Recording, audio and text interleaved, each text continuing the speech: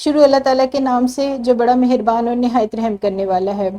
अस्सलाम वालेकुम प्यारे बच्चों, कैसे हैं आप सब लोग। मुझे यकीन है कि सेहतमंद और तंदुरुस्त होंगे। मैं हूं आपकी मौलमा हिना और हम पढ़ेंगे जुमात शीशम उर्दू की किताब में से उसका सबक नंबर 4 तंदुरुस्ती हजार नेमत है। आज हम इस सबक का तारुफ पढ़ेंगे और देखेंगे कि इस सबक के कुल हासिलात ताल्लुम कितने हैं। ये है इसके मजमूई हासिलात ताल्लुम। अब हम इसकी तकसीम देखेंगे। सबक नंबर 4 के पहले हिस्से में हम पढ़ेंगे अल्फाज के इंतखाब में लुगत थिसारिस का इस्तेमाल।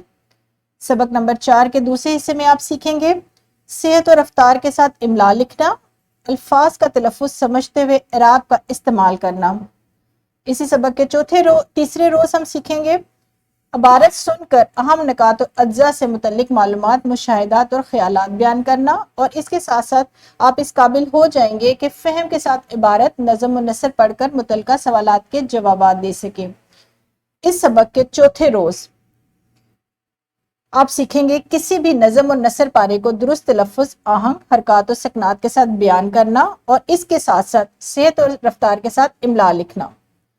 प्यारे बच्चों, इसी सबक के 5वें दिन यानी आखिरी रोज आप सीखेंगे कम अज कम 200 अल्फाज पर मुश्तमिल मजमून लिखना। यानी इस सबक की तकमील के बाद आप इन तमाम हासिलात ताल्लुम पर को सीख जाएंगे और आप इस काबिल हो जाएंगे कि आप मजमून लिख सकेंगे, सेहत और रफ्तार के साथ इमला लिख सकेंगे, इबारत सुन और पढ़कर उससे मुतल्लिका सवालात के जवाबात दे सकेंगे और लुगत और थिसारिस का इस्तेमाल कर सकेंगे।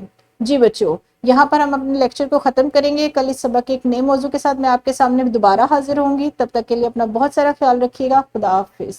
शुक्रिया।